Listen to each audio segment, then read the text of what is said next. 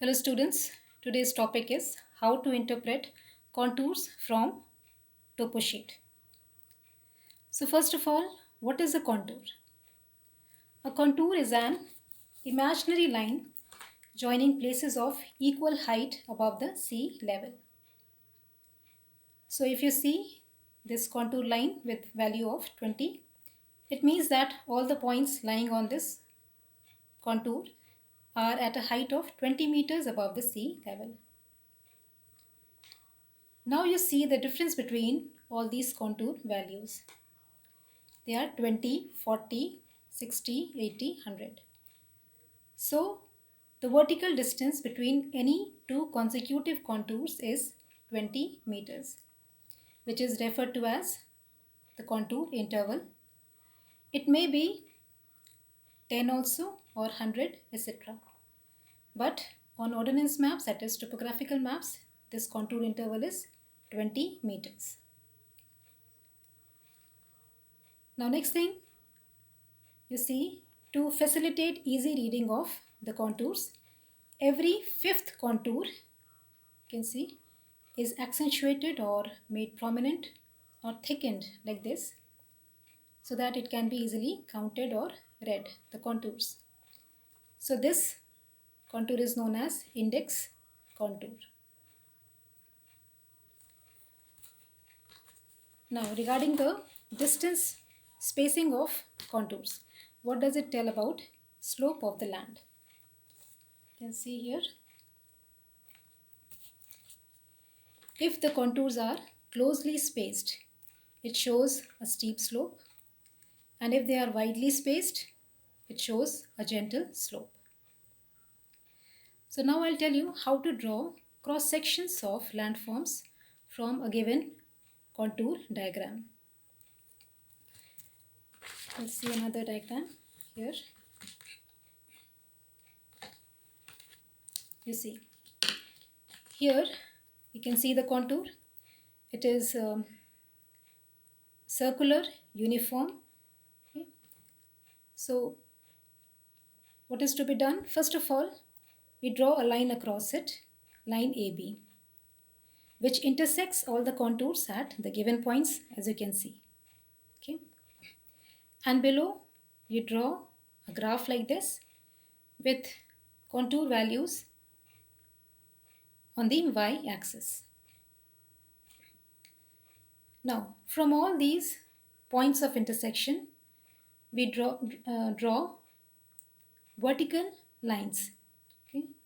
All these vertical lines drop to their corresponding contour values on this graph. And now you join all these points here. Again.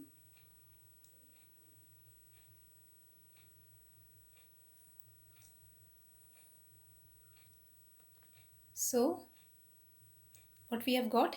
We've got a conical hill. So this way you can draw for all the contour diagrams and get the desired cross section of the landforms. Till this far it is clear, I suppose. So let's see now all the contours of various landforms. So this is now again a conical hill, just now we had seen. What are the features of the contour diagram? It is closed contours which are more or less circular and uniform with a small circular contour in the center. So examples of conical hill is a volcanic cone. Okay. Next we'll see a plateau.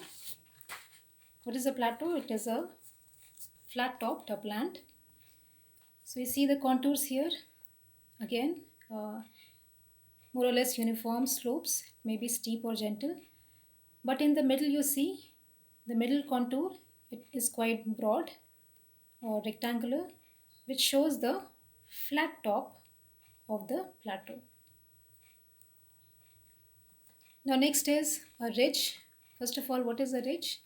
It is an elevated crest for quite some distance. Okay, so this is the contour feature. If you see on a topo sheet, you know that it is a ridge. Let's see some more. Let's see cliff now. What is a cliff? It is a steep rock overlooking sea. So here we have this is the steep rock.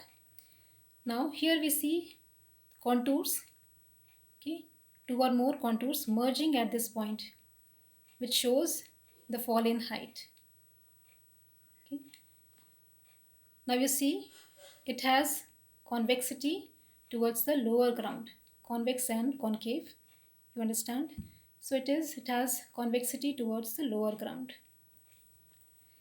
Next is waterfall, very much similar to the cliff, but it is opposite to the cliff.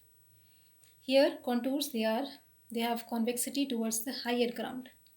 See, and what is a waterfall? It is when water falls from a height, okay, in the riverbed. So again here we see two or more contours merging at this point, which shows the fall in height over which the water falls. Clear? You must also know some more contour features, like we have this shows contour feature. This is for a pass. What is a pass? It gives a land route between two hills or mountains. So you see it is at a height of about 3000 meters, but it gives a land route between two mountain or mountain ranges or hills. This is a gap which is quite close to the ground. You can see the height is only about 200 meters from the ground. Okay, so this is a gap between two hills. Okay. Next is a col, which is, as you can see here, it is now a short steep depression in a ridge. Okay, col. And lastly we have a saddle. Saddles standing for that seat we have on a horseback. Okay, so it gives the appearance of a saddle, that is why named saddle. So it is a shallow depression between two peaks of a mountain. So here you see it is shallow. Here we have 500 and this depression is still 300 meters. So difference is only about 200. So it is a shallow depression.